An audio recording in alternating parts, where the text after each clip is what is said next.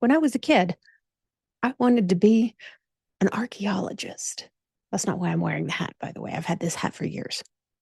But I wanted to be an archaeologist because I had seen the movie Indiana Jones, and I thought that was the most exciting thing I'd ever seen in my life.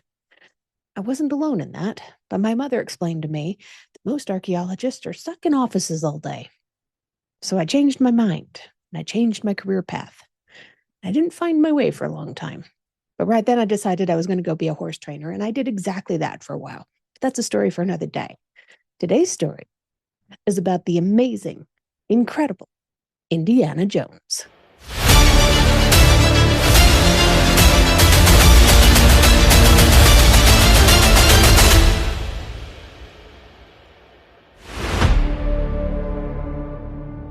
June 12th of 1981 was one of those rare dates when a movie theater stopped being a theater and turned into a launch party for daydreams.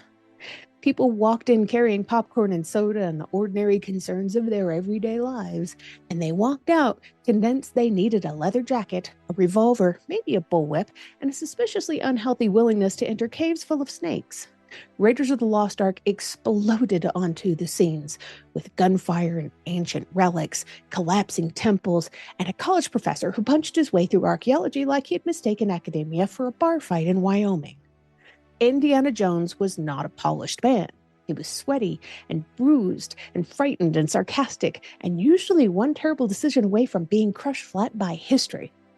Audiences adored him instantly because perfection is impressive, sure, but survival, that's relatable. Now, the funny thing about Indiana Jones is that he really felt real pretty much immediately. Most fictional heroes look and feel manufactured. Look at any Tom Cruise movie. They speak too perfectly, they stand too straight, and they know how to escape danger without ever appearing to break a sweat. Well, Indiana Jones looked like a man who had slept in a ditch, eaten cold beans from a tin cup, and argued with customs officials on at least 3 continents. That realism came from somewhere. George Lucas and Steven Spielberg pulled together pieces from old adventure serials, pulp novels, scouts, explorers, archaeologists, and even some wandering lunatics who had spent their real lives stomping through deserts with maps that were wrong and companions who smelled worse than every single day.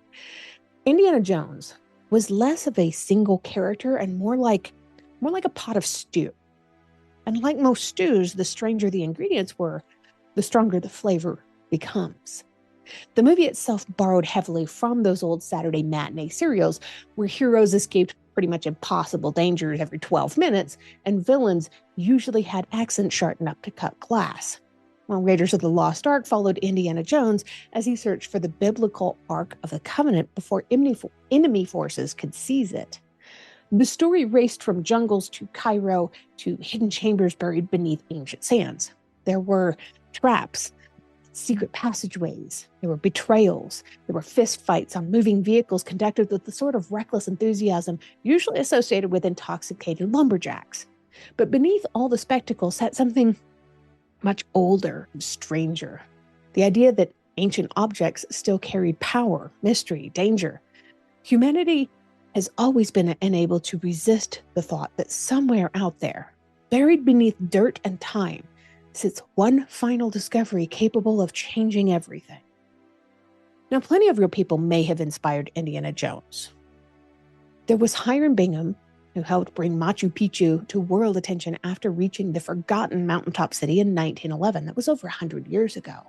There was Giovanni Battista Belzoni, who was a towering Italian strongman turned archaeologist who hauled colossal statues through Egypt with the subtle restraint of a man dragging furniture through a saloon.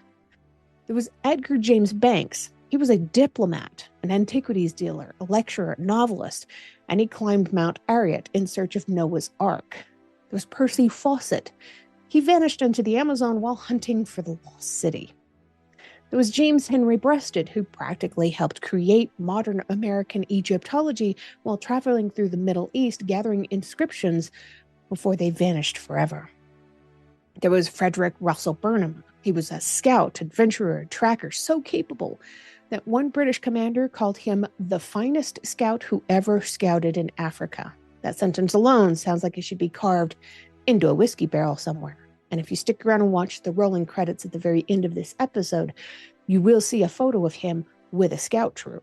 It looks very suspiciously similar to the opening scenes of the third Indiana Jones movie. I don't think that's a coincidence. But among all of these and more remarkable men, one figure keeps sticking out. He was rising above the dust like he owns the place. This was Roy Chapman Andrews. And if Indiana Jones had a spiritual father, many historians point directly at him. Andrews was born in Wisconsin in 1884, and from the beginning, he behaved like somebody who had accidentally wandered out of an adventure novel and into real life.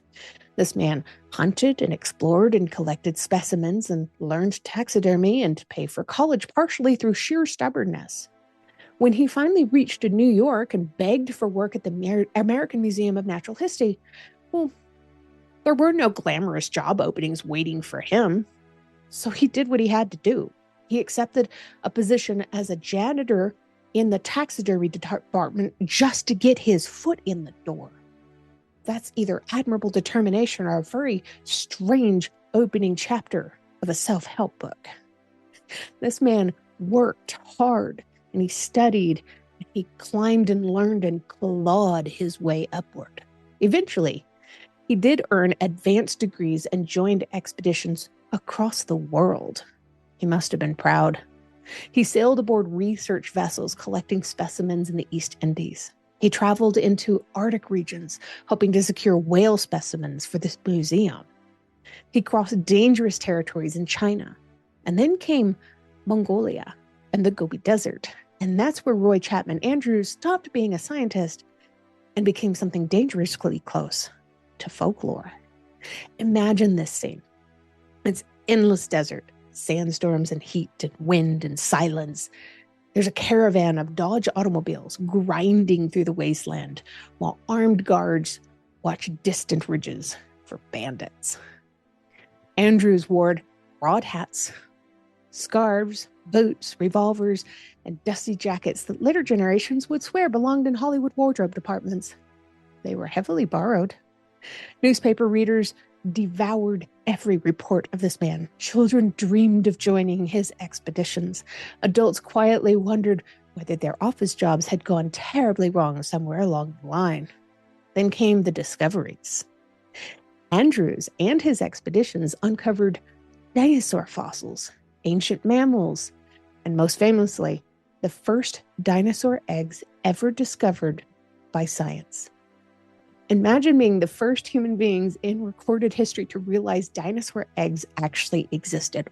One minute you're thinking maybe they were mammals, and the next minute you're brushing dirt away, looking and staring at one another like raccoons who accidentally uncovered and discovered the secrets of creation itself. The discovery transformed paleontology, and it made Roy Chapman Andrews internationally famous. But here's where the story becomes even more interesting. Roy Chapman Andrews understood something vital about human nature. Science alone rarely fills the lecture halls. Yeah, still, even now. Careful measurements don't usually cause newspaper boys to shout headlines into the street. But adventure does, danger does, mystery does. And Andrews recognized that museums needed donors, expeditions needed funding, and the public needed stories exciting enough to pry open their wallets. So he cultivated the image. He leaned into the danger. He published thrilling accounts of expeditions filled with hardship and sandstorms and narrow escapes and dramatic discoveries. In other words, Roy Chapman Andrews was not merely an explorer. This man was a performer.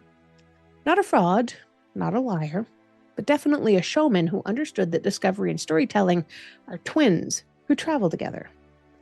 A fossil buried in the desert means little until somebody gives it a voice. Andrews knew how to do that brilliantly. And that realization changes Indiana Jones entirely.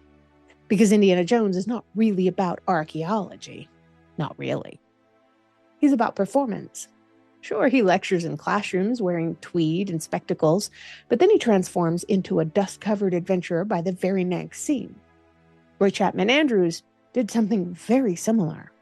He shifted between scholar and celebrity, scientist and storyteller, explorer and public icon.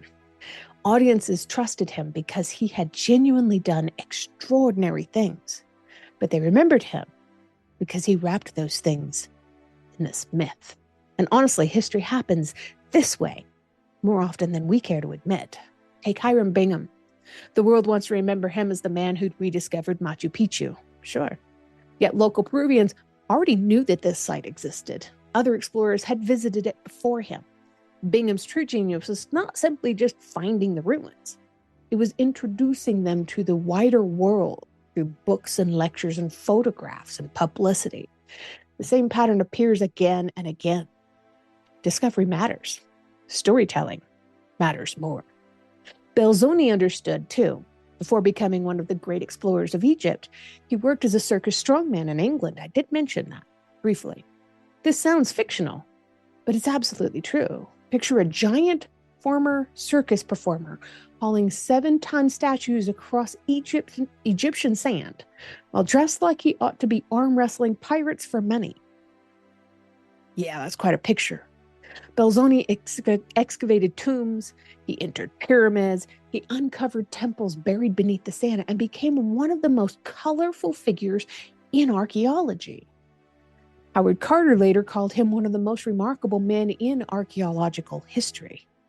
Then there was Edgar James Banks, perhaps one of the strangest candidates for the Indiana Jones inspiration.